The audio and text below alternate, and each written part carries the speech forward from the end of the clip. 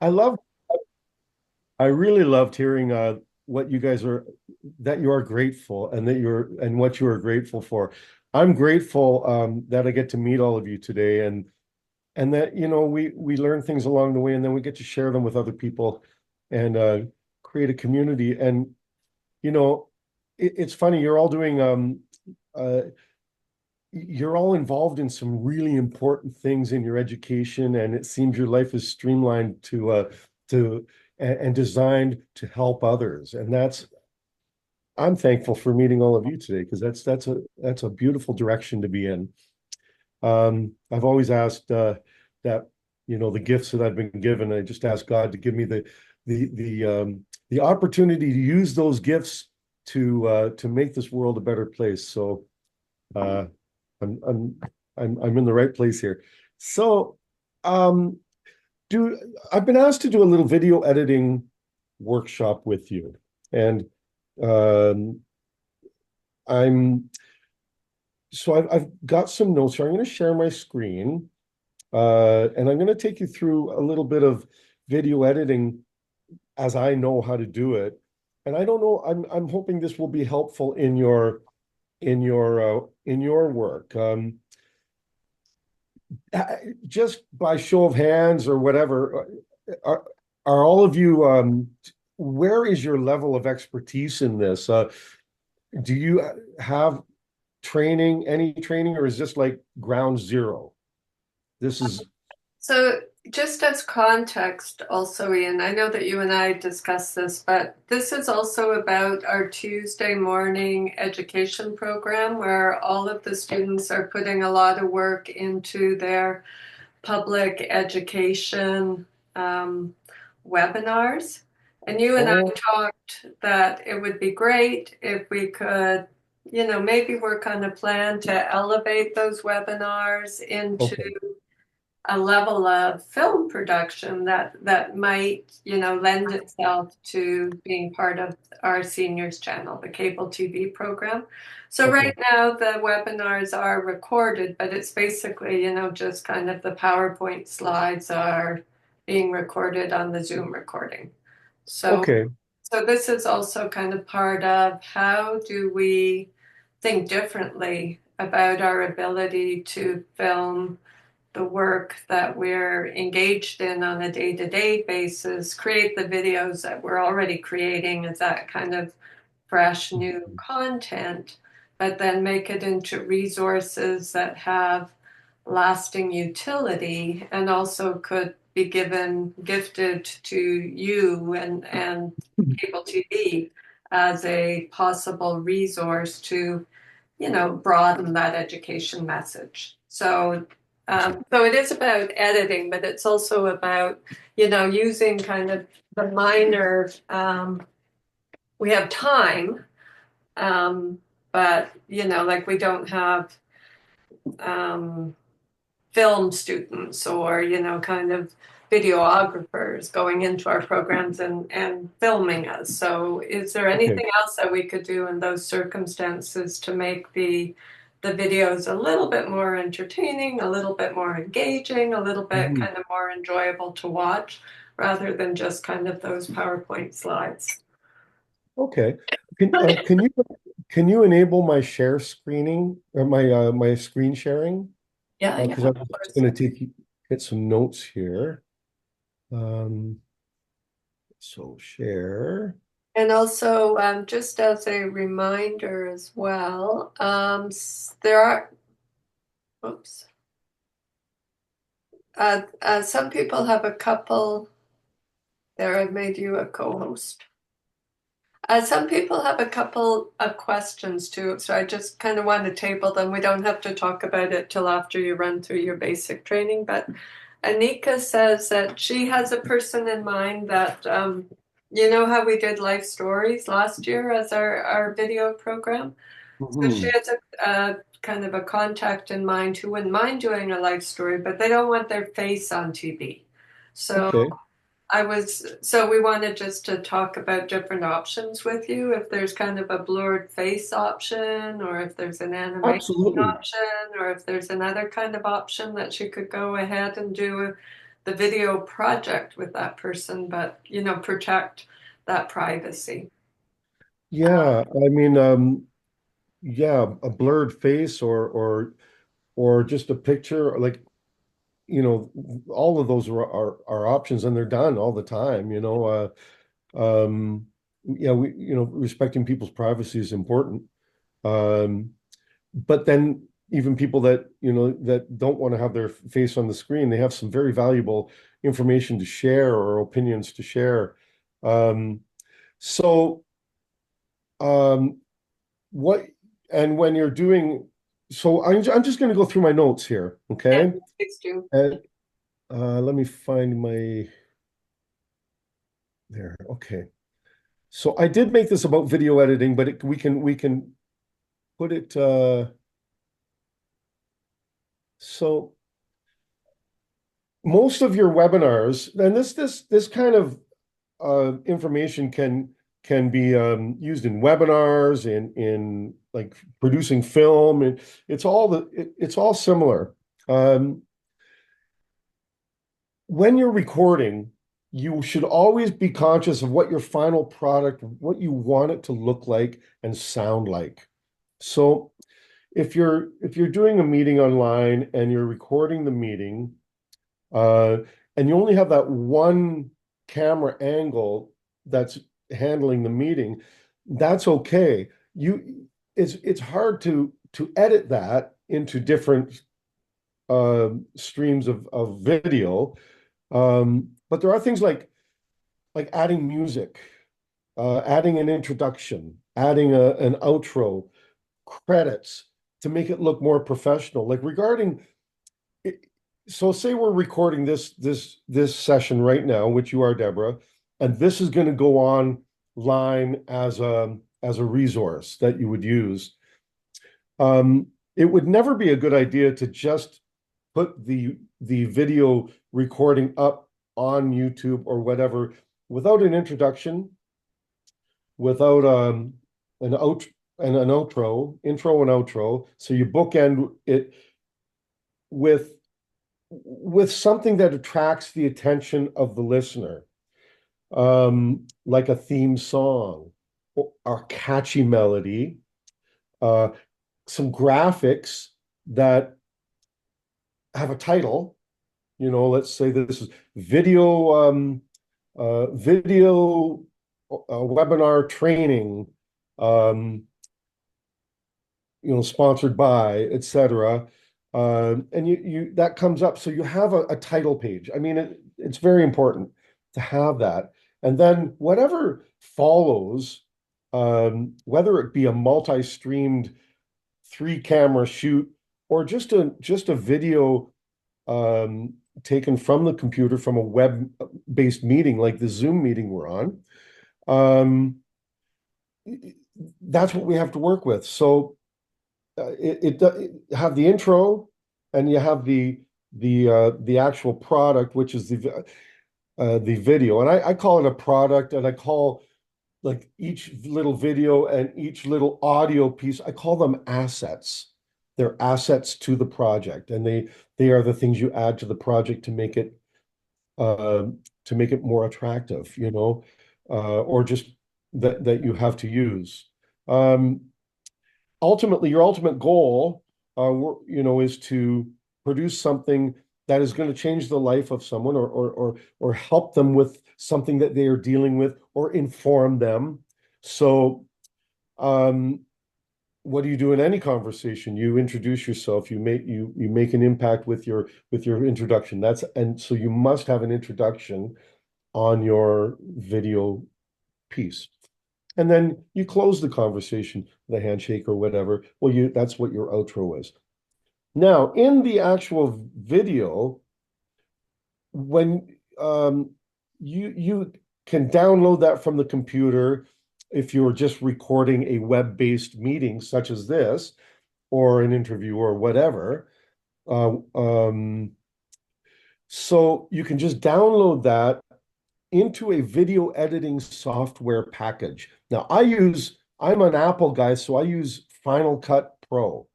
But PC has many other video editing softwares. They're all the same, really, um, because they all serve the same purpose. You put video into your, and I'll show this to you in a minute. You put video into your software in layers, and you edit it accordingly. For instance, what I'm going to show you right now is an interview from Let's Talk Generations, which is something I'm currently editing for a New Horizons for Seniors grant. And it's a 3 camera shoot with an audio microphone as well. So there's 4 different assets going into this product, which I'll share with you in a minute. Um, so I've put these notes online here, and I hope you can you all see my screen? Are you able to see my notes on the video editing? Yeah, yeah, I Okay, can. good. So, I mean, it's really basic. Always be conscious of how you're going to edit as you're filming so you can make the editing process more streamlined and efficient because it can become very complicated editing something. Um, and again, you may not have a lot to edit, but if you want to bring these videos up to the next level of interest, of excitement or whatever, video editing them are necessary. Um, Things you need to do if you're using more than one camera, or even if you're doing a meeting online and you plan on using other video or audio assets later, clapping, saying, um, something to designate the beginning of the recording or the beginning of your production, um, before you edit it, is you say, okay, this is video editing, um, or a video editing lesson, take 1, and you clap. And you clap visually in front of the camera, and and therefore you have a clap, a visual strike of the hand, and an audio strike of the hand, which makes it very easy to line up the different videos because you have a big sound wave and video wave that you can line all the different videos up with, because ultimately all of the videos that you use will not start at the same time. You have to line them up. Using that clap will help. That just makes it easy. Try to keep, if you're using more than one camera, try to keep them all going so you have to deal with less video assets, I call them. Little videos, if you have one long video and another long video, it's a lot easier to edit because you're not trying to find things. It's easy. You line up the 3 videos and then it's easy. They're all matching. Try to get all the elements correct during filming, lighting, color, sound, and zooming, but all of that stuff, you do try to get that going. You try to get your lighting right. You try to, but it never is perfect, and you can always fix it in the mix, as they say, or in your editing. Number 2, inputting video and sound assets into your video editing software. I'm gonna show you how to do that. But I suggest that because video and audio take up so much memory that you store those on an external hard drive so that you're not eating up the memory of your laptop or desktop computer. Okay. When you are editing, use headphones or good studio monitors or speakers so that you can hear what it sounds like. Because sometimes you'll clip something and you won't hear on your computer speakers the click of the clip. So therefore you won't put a fade, because when you cut something in film, or in audio, sometimes there's a little click. So you need to address that. If you can't hear that, then you won't address it. And so it's really important. Hearing it well is important with headphones or good speakers. Never rush the process. Rushing can cause mistakes. However, as you are working, you will find yourself getting into a good workflow or groove. Plan what you want your outcome to be, what you want your final product to look like before you begin filming. Think about if you're doing a recorded thing like this, um, think about the final product and what you want that to sound like and look like. Okay. Okay. So I mean, always have a plan. Your plan may change, but as long as you have a plan for this, it makes things so much easier. So I'm going to get rid of these notes. I'm going to go right into this software. Okay. Um, so how do we do that? Drag that over there. Let me grab my Final Cut. Okay, there we go. Now this is an interview with Peyton Del Papa and Rob Del Papa, her dad actually, and we've got a host who is Michael Potter. Now, what I've done here, if you can see, and I probably should, let me think. I'm going to dark. Okay, so I dragged these in. I'm going to erase I'm going to get rid of this thing for a minute. And I'm actually going to start over with this. Okay, so this is episode 2 of Let's Talk Generations. And I'm going to show you what I'm doing. So I have loaded all of the audio into this into this program, and they are labeled this LTG episode 1. So when you're labeling things in film, go with as short a name as you can, because the names get so long and you get all confused and there's so many different versions. So the title of the program is Let's Talk Generations. So LTG episode 2. That's what I've labeled this. So now I've got nothing in there. I just erased everything. The first thing, because we're dealing with multiple videos in this specific example, it's best to have what is called a custom a tile or a generator. And this is title or generator, a title or generator. A generator, I'm just going to go with the custom generator. You can see what I'm doing because it's all, I'm going to grab this, and any video program would have these. And I'm just going to grab that and drag it down to my timeline here. And I'm going to drag this out to be, because I know that the episodes are 20 minutes long. So I'm going to drag this out to be about 20 minutes. That's the first thing I do because it helps organize all of the data. Okay. Now. Yeah, we're not seeing anything, Ian. We're just seeing your view zoom add page tile. I don't know what you're trying to display. Oh, hang on, sorry. Okay. I'm going to stop sharing for a minute. And I'm going to share again. I see what I was doing wrong. Okay. Now you should see it. Right, now we can see your program. Thank you. Okay, so what I did is I took everything away and I put this thing called a custom generator, this line here, right here, that's yellow. And I inserted it into this timeline. This is called a timeline. And I dragged this out to be 20 minutes long because that's how long the episode is. Now, in your program, you'll have video assets, as they are called. So this is from camera 1. I'm going to simply drag it down from where it's stored into the timeline. And there it is. So now we have this is camera 1, the main camera. These little things at the bottom, that's audio. That's what you hear. Okay.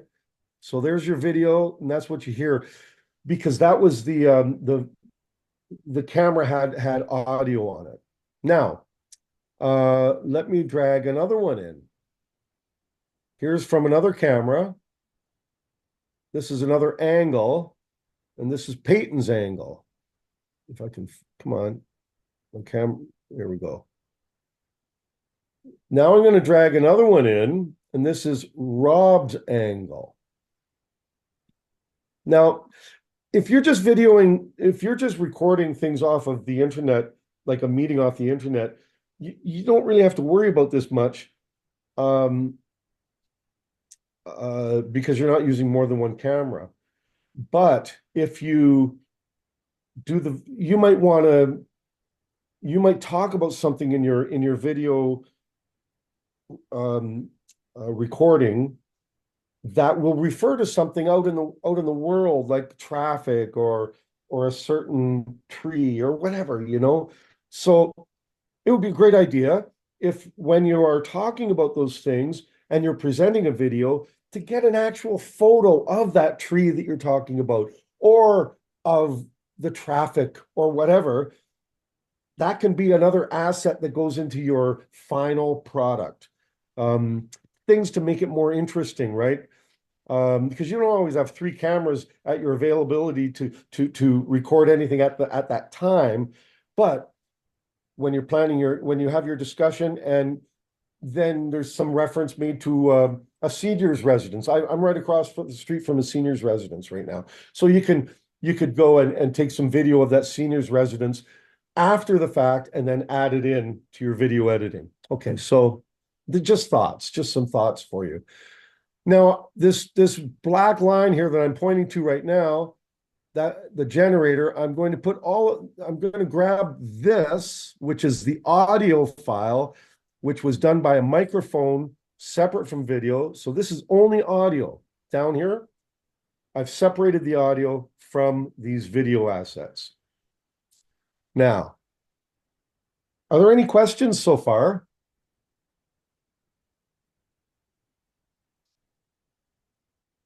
Okay.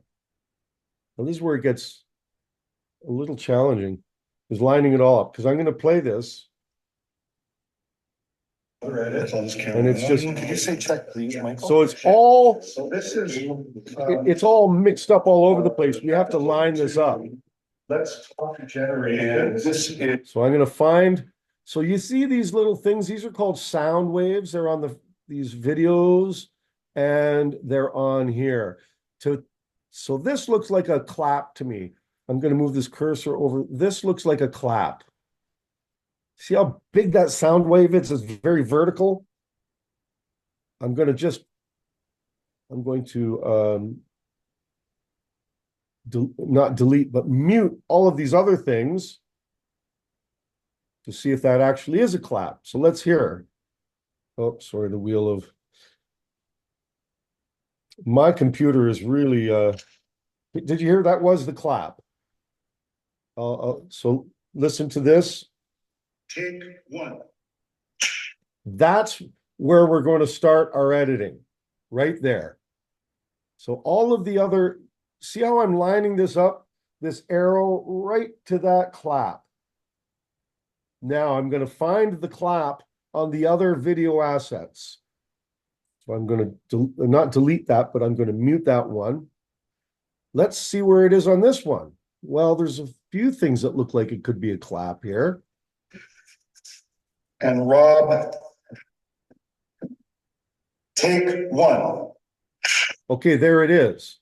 So it's right there. The other clap was here. On this one, the other clap was here, and this clap is here. So what I've got to do to this video is I have to splice it. So I'm cutting it there, and your video program will have those kind of things in it. You will have to learn how to do that. But, you know, for instance, B is on my program is splicing.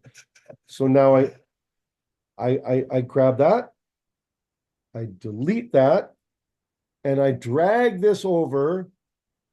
So I'm moving this cursor to that clap in the very first video here, that clap line.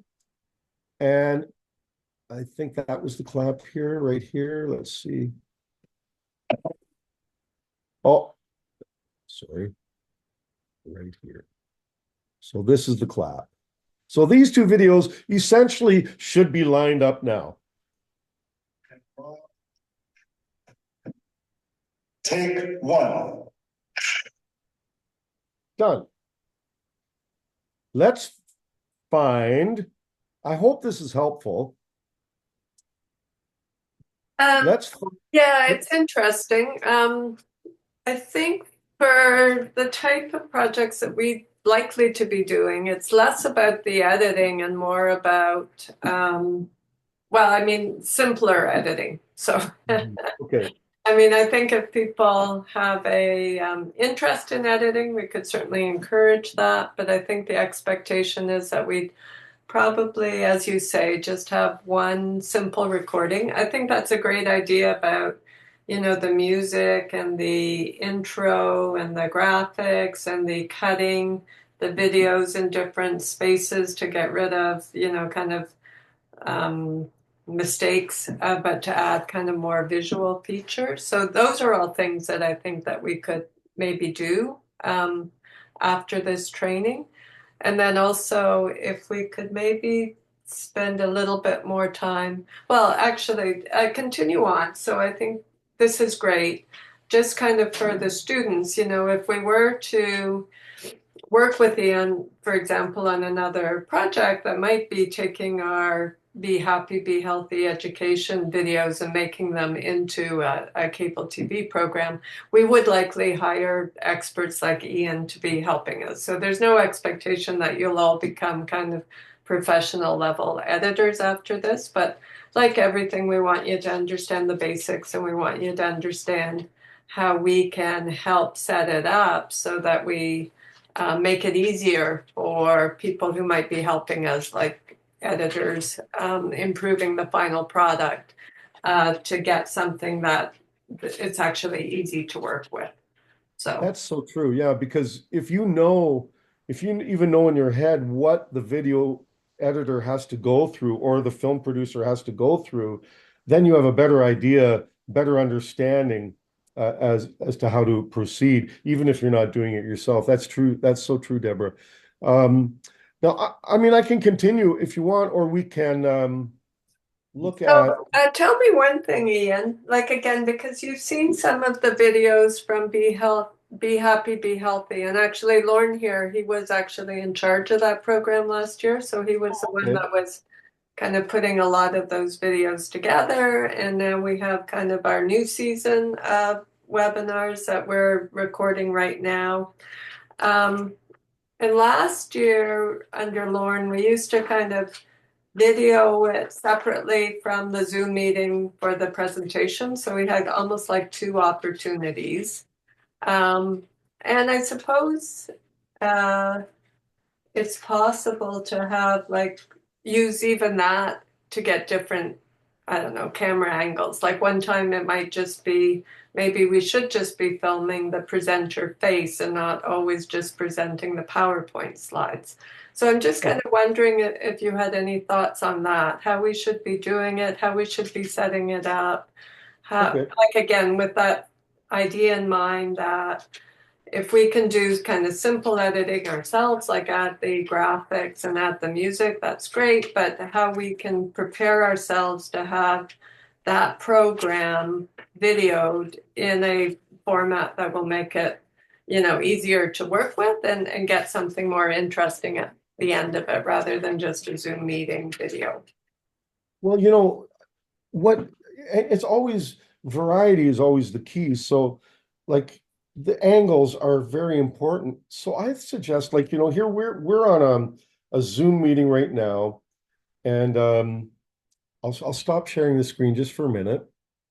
So here we have the layout of Zoom. And that's one camera angle in my mind.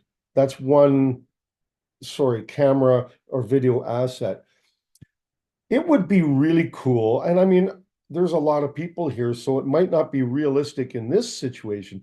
But say you're doing a Be Happy, Be Healthy situation, and there's more than one person. Well, what about having your best friend is your camera phone, your phone camera. And they have these little stands that you can put your camera on at a desk level, so that they're this high, and you could have it off to the side of your computer here, showing your face, just your face. Um, and if a variety of people did that in the meeting, then we would have more options to make it more interesting. Um, for instance, when Wayne is talking, that could be the video that is going while he's talking. When Robin's talking, same thing. Jesse, myself, we go to that face. Sometimes we go right back to the other faces to see their reaction, because it's always good to see the reaction, because we're talking about entertainment value.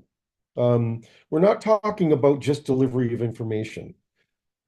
I'm a church person, and they say, "Oh, church, you can't have entertainment in church. It's church, church." But I disagree. I think when a pastor or a minister or they're in theater, it's a theater thing. They're delivering a message. Well, anything. A university professor, a high school teacher, a, a mayor, a president, a prime minister. It's all theater. So they want to get that person's attention. They have to do it in a way that attracts the attention. And so if you are passionate about getting your message out through a Be Healthy, Be Happy series or anything like that, you need to have these different assets. And it's pushing the boundaries a little bit.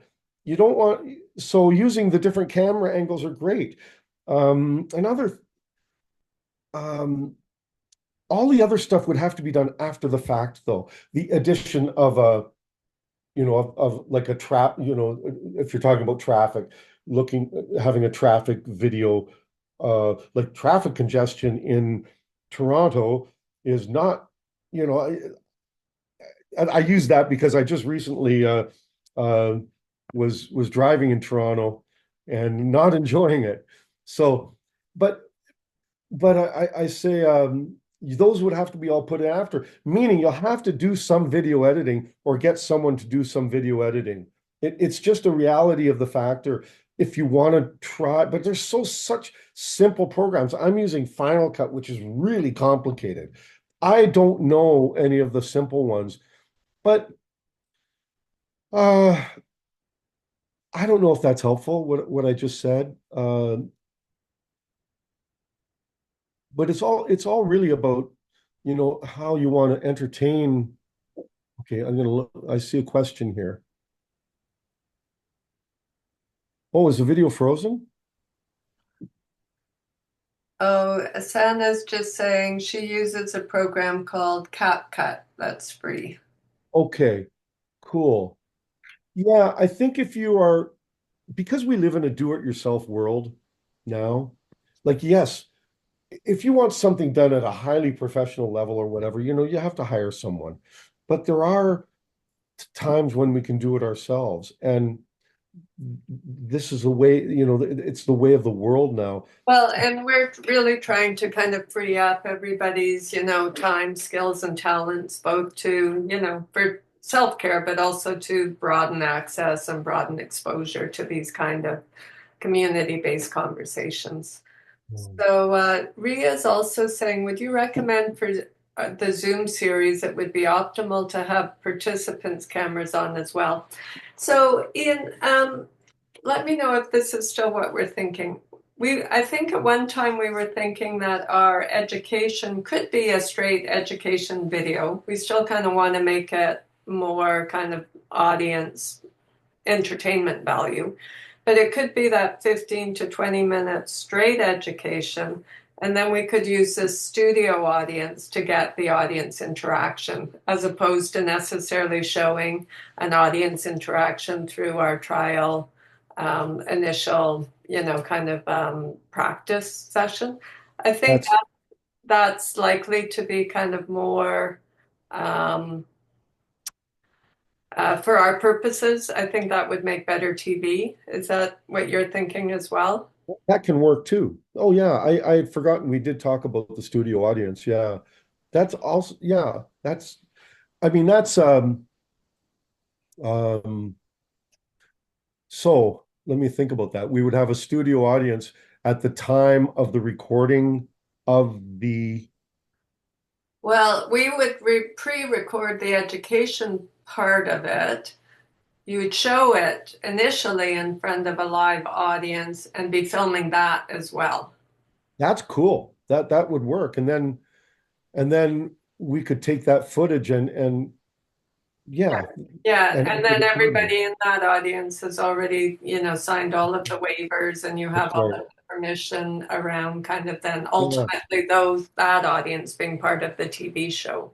Yeah, that would make that would be easy. That would be very easy. It's just getting the audience, but I mean, that's an easy edit, you know?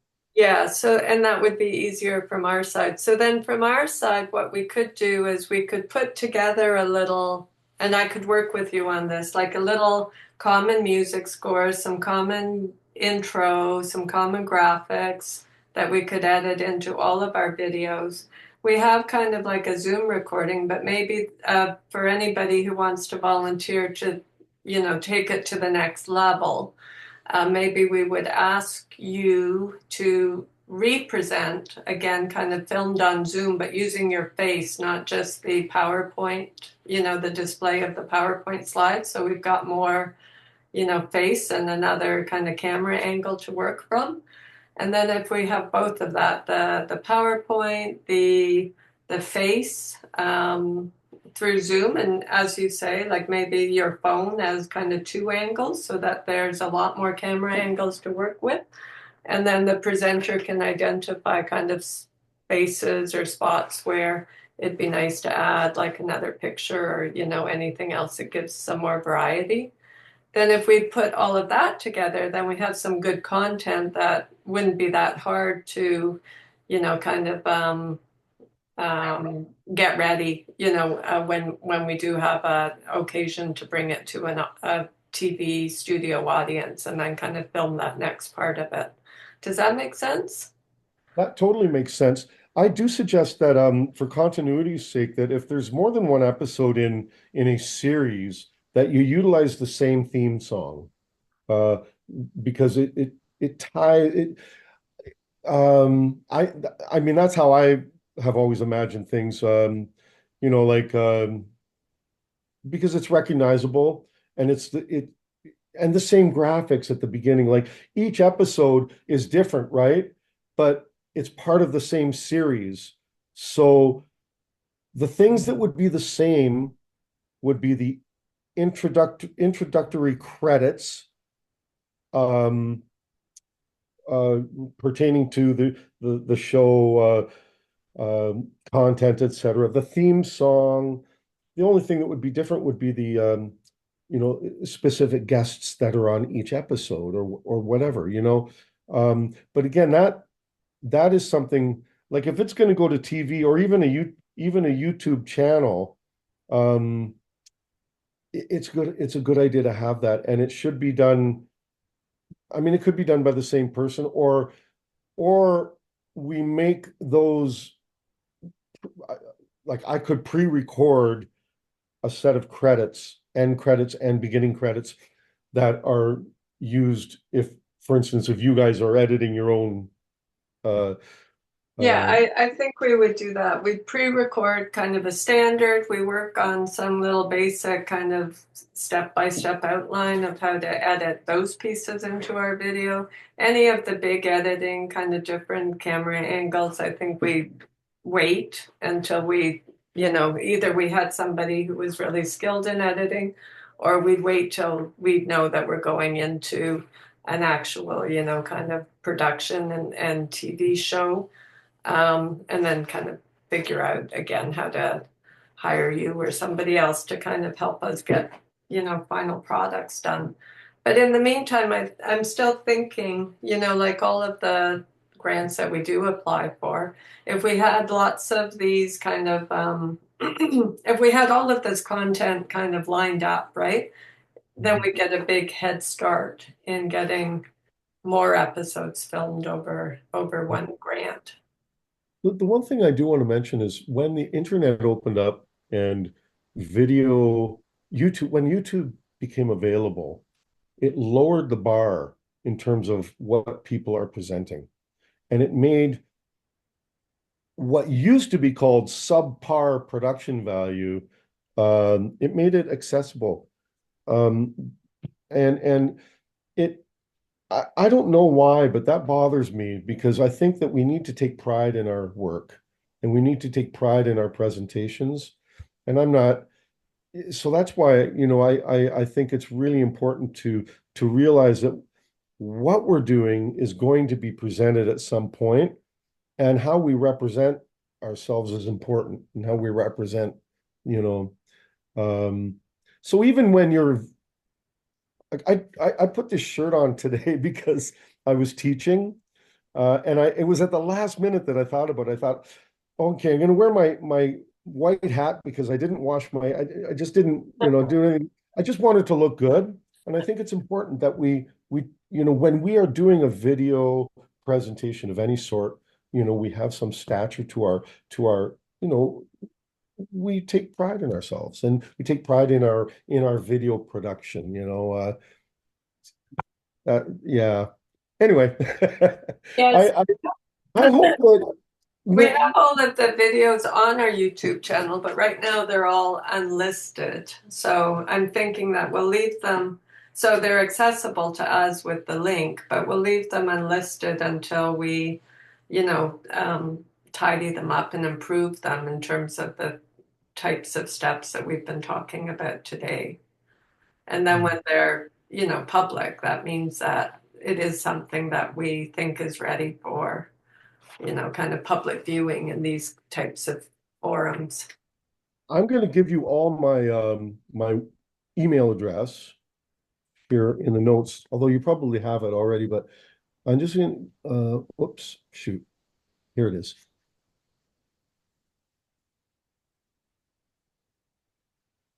So please feel free to ask me questions when you're in process. When you're actually doing things. If you run into if you need any advice on anything, feel free to email me anytime and I will get back to you. Okay. For any of you that are doing these. But yeah, I don't know how do you want me to continue going through my video editing thing, or do you think we've done enough? Well, I'll open it up to the group.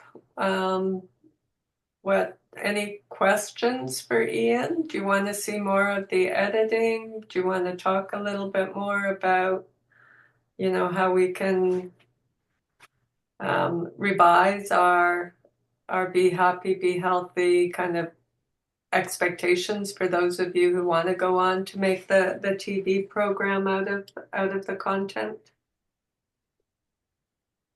I think just to recap though, so what I'm hearing from this session is Ian and I can put together a little package of the music, the theme, and the credits, the opening, the closing credits.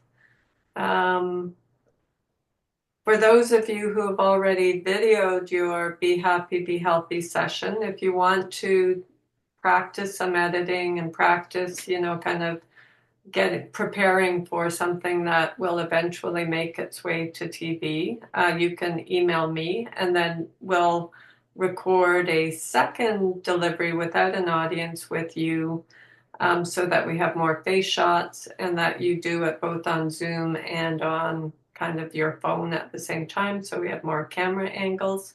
And as you're presenting it, you look for other opportunities for other kind of visuals just to kind of increase entertainment value. So we've got PowerPoint slides, visuals, and face shots. So then we'll put all of those into YouTube so they're all available to us whenever we have a chance to bring them all together in one edited package, or for anybody who wants to actually practice editing, we welcome your your time in learning that skill as well. But even if you don't want to learn the editing part itself, just even having all of that raw content together for that one episode, as we've just described, it gives us all of the assets we need to turn it into, I think, what will be kind of a pretty good show that we could use in the future. And then again, if we kind of think of our standard format as being um, we'll just kind of do the straight 15-20 minute education part. Not some of you are doing kind of interactive dialogue throughout your presentation, which is great for, you know, kind of the real-time Zoom meeting. But for this part, we'll do straight 15-20 minute education, but then all of your prompts for the audience interaction we'll do separately with a live studio audience after the presentation's over.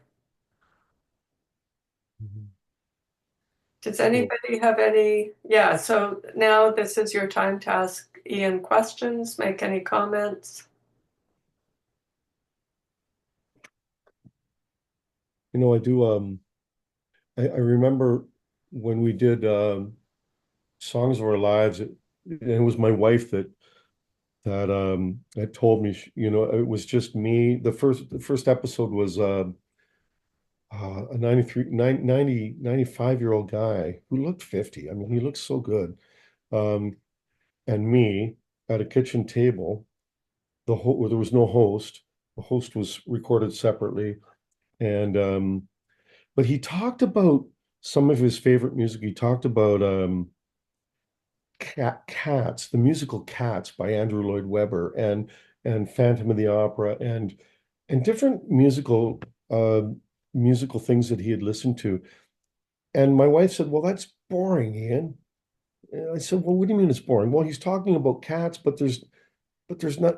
So she went on her computer and she dug up the Cats album cover, and she said, and so we put the Cats album cover on, and that's what appeared in the video after, like while he was talking about Cats, he said, "Oh yes, I really like Andrew Lloyd Webber's musical Cats."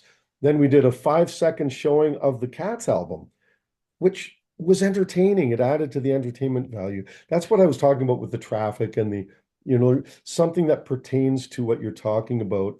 Um, like be happy, be healthy. So what if you're using bands for stretching, and you're talking about it?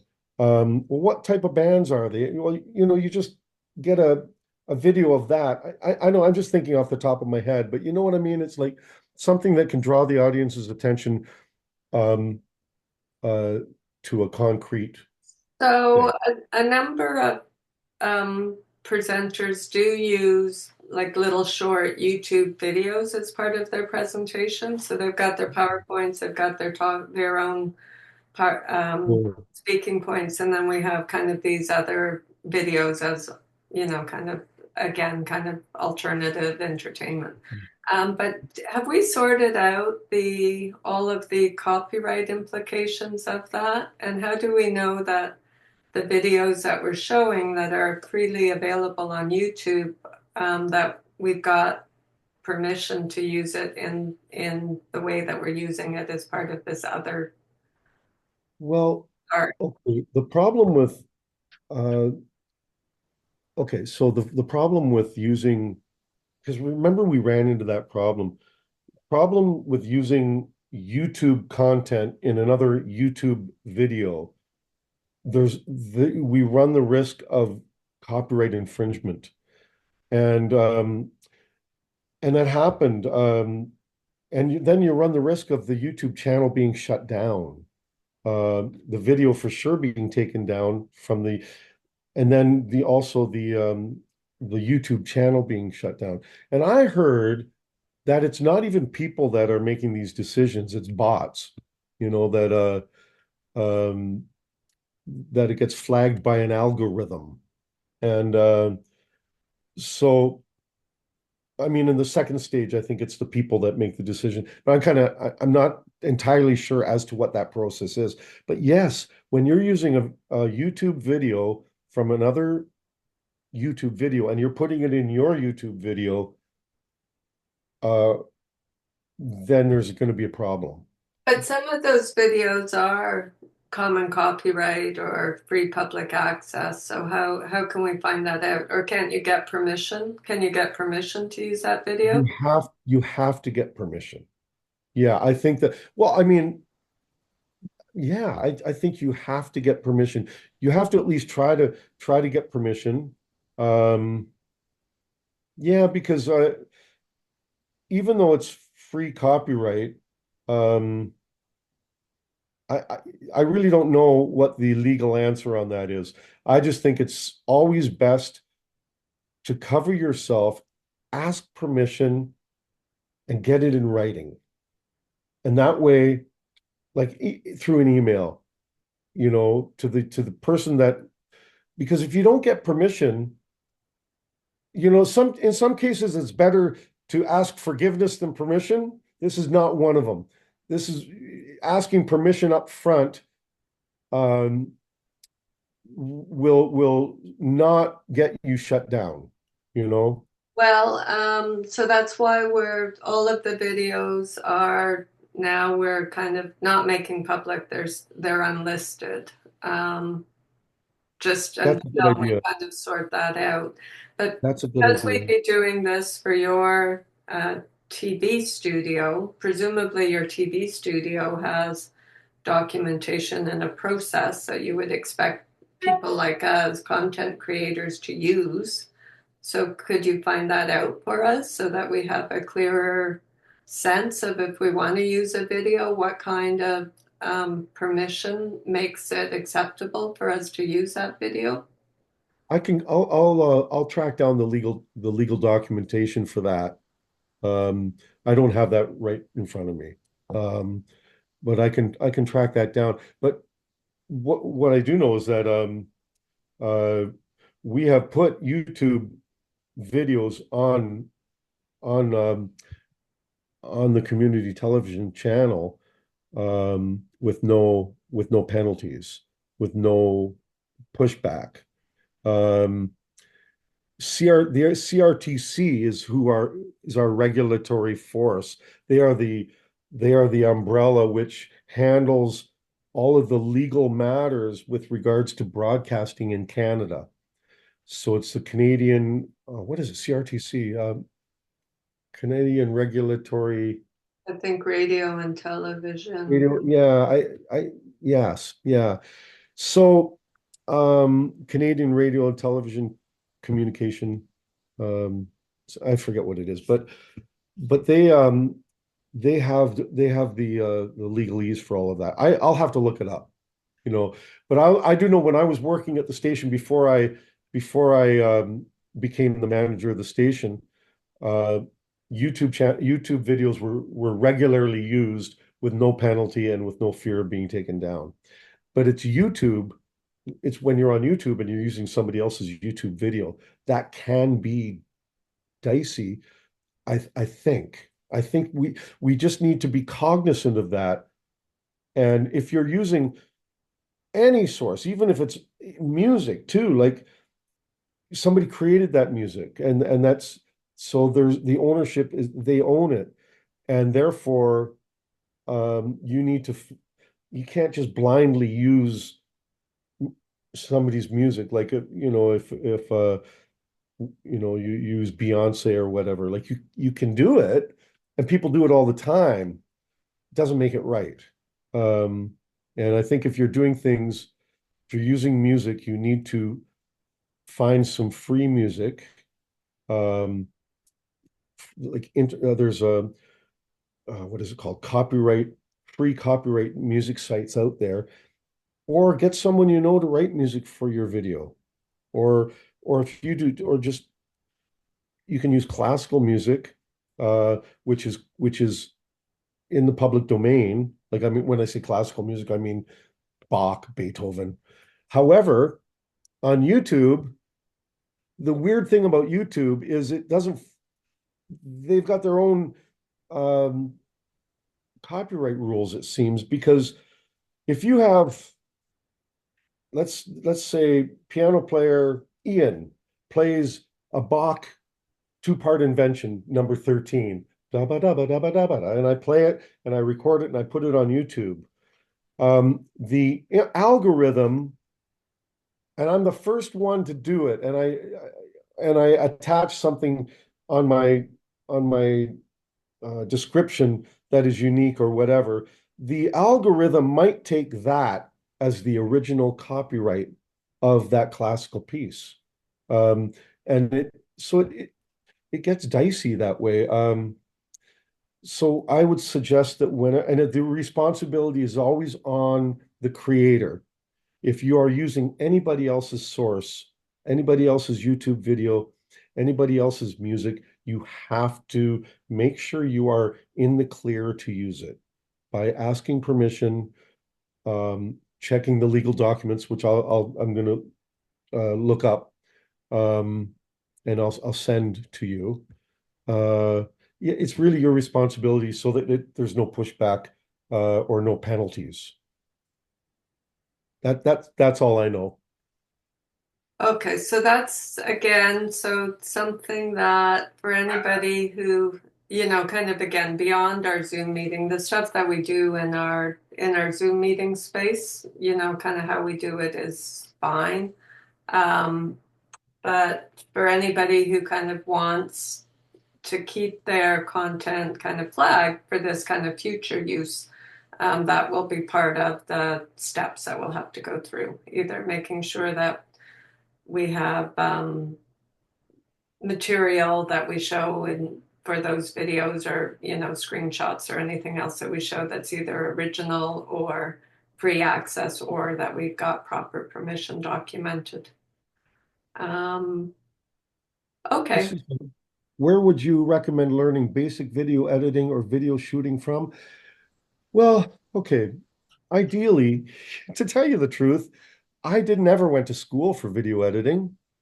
I learned on the job. I was doing videos where I learned how to use YouTube or Final Cut Pro, my video editing software, was when I was doing YouTube videos for my church worship team because we could no longer meet in person during COVID. So I forget yeah, we I had to put together. Oh no, we had a rehearsal at church. We did it on the church stage, but only the band could show up. We couldn't have the congregation at church. So it was just the band. So we put cameras on the band and I video edited it for the Sunday morning church service that was online. I just learned how to do it by looking at YouTube. Again, YouTube is so useful. But there's like how to use um, Final Cut. There's always tutorial videos on YouTube, and that to me is the most direct way of learning something right now, is the YouTube instructional videos on a particular video editing software. Okay. Well, You- this, Sana, this could also become on the list of projects for the marketing team, that we could come up with a more standard way of making our own promotional videos, with kind of steps about how to do editing, how to, kind of these little standards that we just talked about, making sure that they're all documented so that we can more seriously pursue, kind of the um, public access to our own educational videos as a future project. Like right now, we're still kind of more testing design development, so it's not a big deal. But I think we're at the stage where we have some really good content, and I think we should start thinking about it as the potential for public access. So then we have to start thinking about all these aspects of how to make it public. So, yeah. I mean, what you guys are doing is important stuff, and you can reach more audience with just this little extra effort. I think this is great what you're doing, Deborah. This is really amazing. Another question here. Would you recommend for Zoom series that it be optimal to have all the participant cameras on as well? I like that. I like that. When you see just a name, it can, it's, yeah, you know who it is, but you don't see the interaction, you know? Well, our trouble though is that because it's a drop-in program, and again, this is why we were talking about the studio audience. Because ours is a Mhm. drop-in program, people don't register, they don't sign those media consents. Right, right. Um, so we've actually told people at this point the meeting's being recorded, but you're free to turn off your camera, Right. just if you don't want your And face. that's cool. And that's cool. I mean, that's fine. Yeah. And I don't know what the what the privacy laws are regarding whether or not you have your camera on for a Zoom meeting. I mean, um, I would imagine if you had your camera on for a Zoom meeting like this, you would naturally be relinquishing any rights to having your video shown, you know. I don't know. That's all that's all good. Yeah, that's stuff to look up. But yeah, you really bring some interesting stuff to me, Deborah. Yeah. Well, anyway, so no, I think this is good, so obviously still and again, this is an experience in program design and development and what it takes to launch a new initiative like, educational videos for cable TV. And it's not something that happens overnight. You have to do the prep, you have to do the planning, you have to explore all of the issues that come up, like we're doing this morning. You've got to, develop the right skills and have, the right links to software and instruction. I guess you know what one thing from my notes. I'm sorry, I went off in kind of a very focused direction on editing, not realizing the scope of this conversation. But I think one takeaway from my notes is knowing what you want your end product to feel like, to be like. So you're doing, you what you want the end user to see and hear. And if you think about that all the way along, your brain will naturally figure out uh what the video needs, because you all see other examples, and but keeping in mind what you want the end user to see and hear is very important, and the quality you want. So Ian, you were also going to recommend some software for animation as well, weren't you? I think, Oh, I didn't know that. Animation, you mean like to make animation? Oh, I'm not really, I don't know. I'm not an animator. So I'm sorry, I must have misunderstood that. no, Uh, you said the AI, you said that you thought that you had some oh, good. AI, sorry. Yes, yes. Well, I've just learned, so I'm a dinosaur when it comes to AI, but I did learn something in advance of this. Yeah, because we had talked about it. So I did break my bubble and I utilized AI because I have to share with you guys that I I'm afraid of AI in some respects because I am an artist and I think AI should take out the trash and do the dishes. I don't think it should be creating art. I think that's for humans. However, we are in this AI world. So I've been fighting the transition to it because I'm so fearful that me as a composer will be replaced by AI. And I'm thinking, well, if I don't use it, maybe nobody will replace me. But anyway, the reality of the situation is AI is here and we need to learn how to integrate it into our world. And you guys maybe are way ahead of me on this. But I did learn, okay, let me find it on this computer. It was called, pardon me while I just look it up here. Magic, oh, where are you? No, it's on my phone. And I just used it to do my demo reels.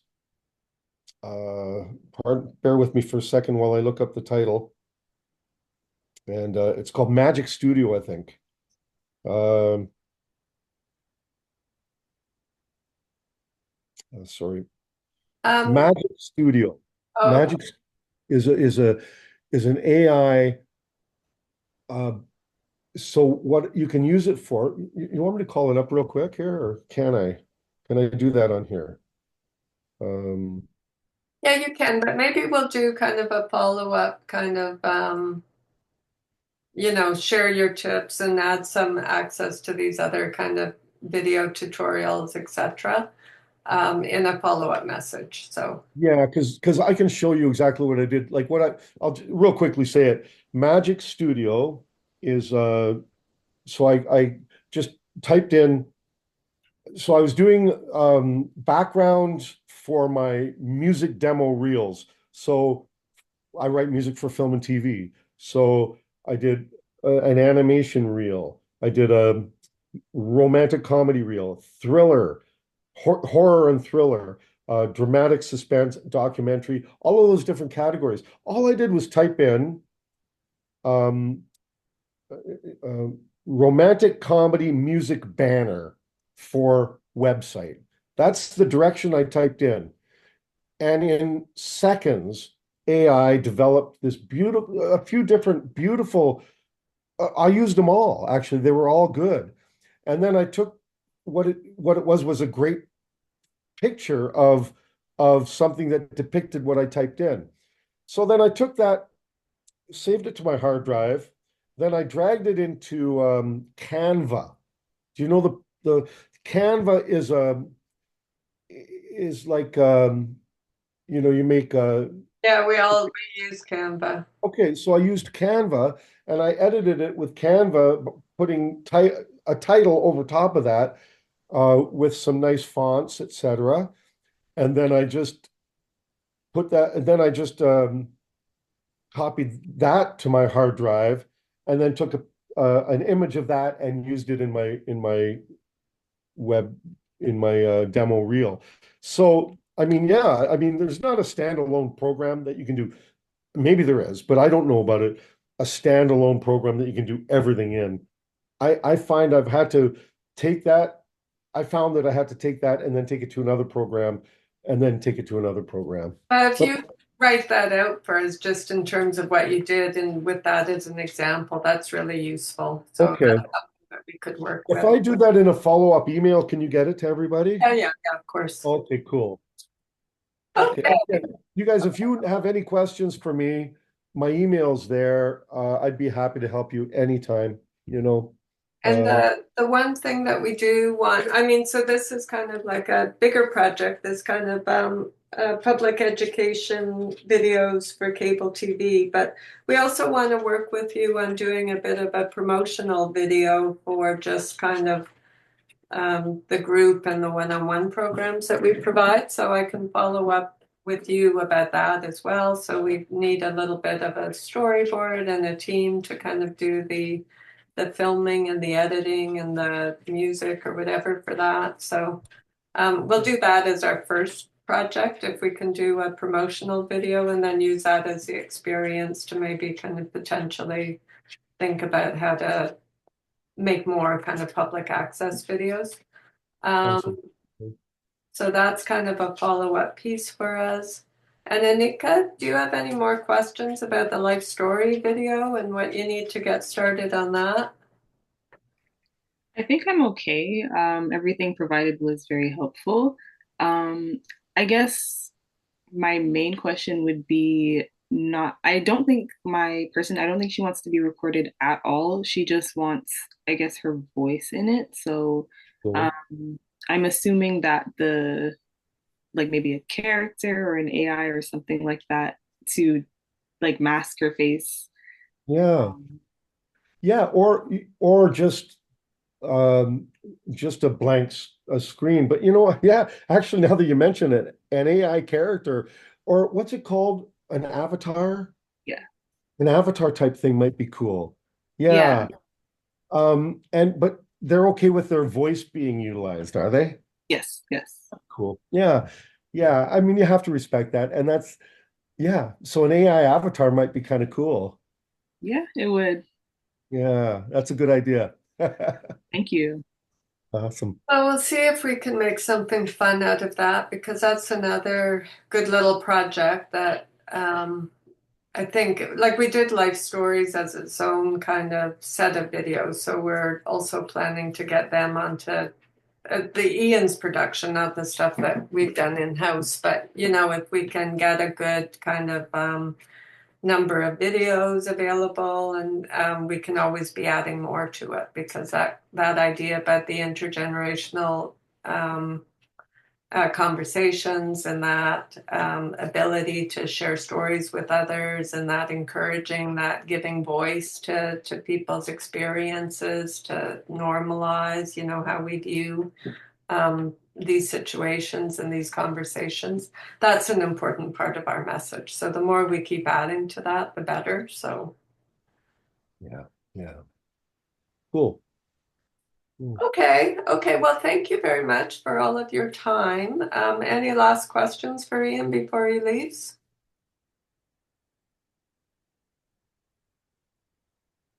Well, it's been a pleasure. Oh, thank you. Thank you guys. I I I look forward to more interaction with you guys. Okay. Thank you, Ian.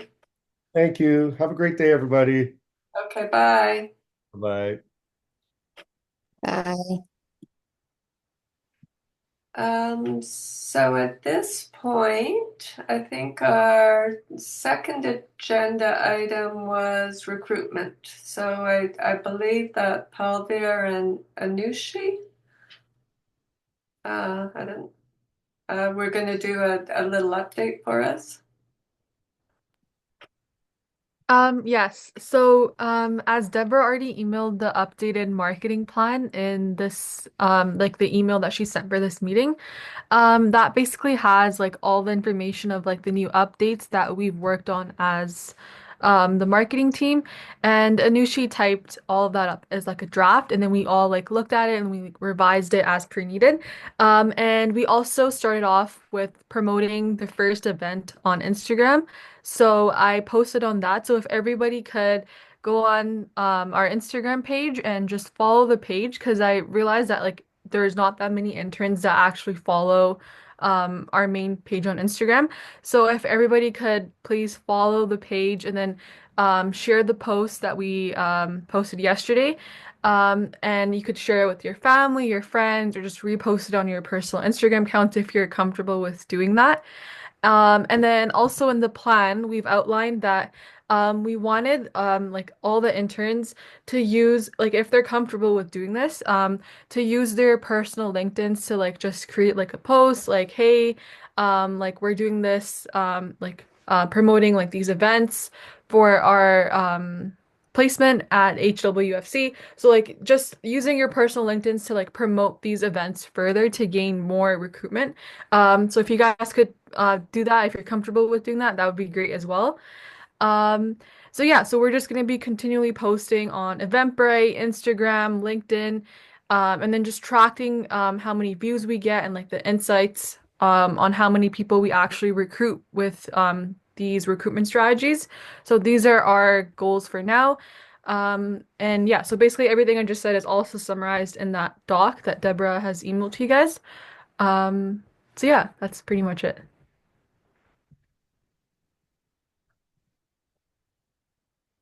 Any comments and questions about everybody's next steps as part of the broader approach to marketing?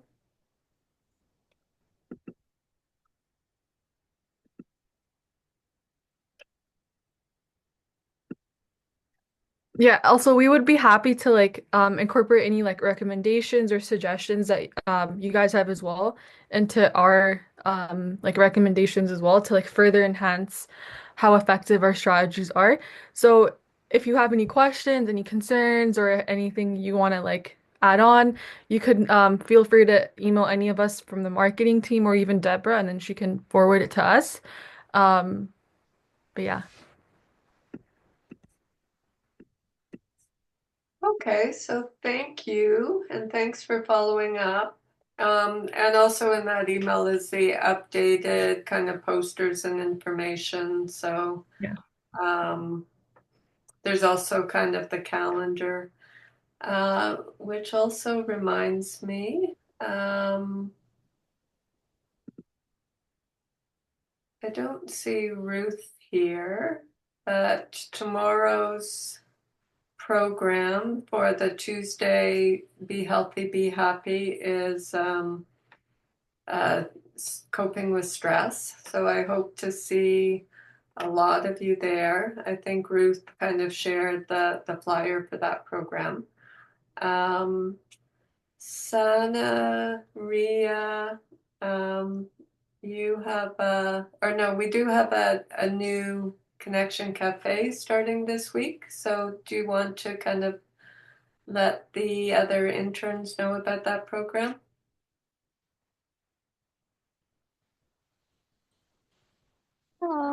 Yeah, sure. So we're launching the South Asian Cafe tomorrow. I don't know if the background noise is too loud. Sorry. Let me know if you can't hear me. But we're launching the South Asian Connection Cafe tomorrow for adults. And we're kind of just talking about like gratitude journaling and also giving an intro into social determinants of health, like sort of introducing that concept, because a lot of the work we do obviously in this program is related to that. So those are the two main things we're going to be covering. If you know, have any friends or family that would be interested in joining, please share this with them. We're also hoping to put up the post for it later this afternoon on our Instagram. So yeah, like the other program, like if you can share that on the stories or just share that with your networks, it would be amazing. Yeah, I don't know if I missed anything there. Yeah, you covered it all. Thank you. Okay, and then next week there's the youth program starting. So Sukanjot or does any Zana, do you want to provide an update?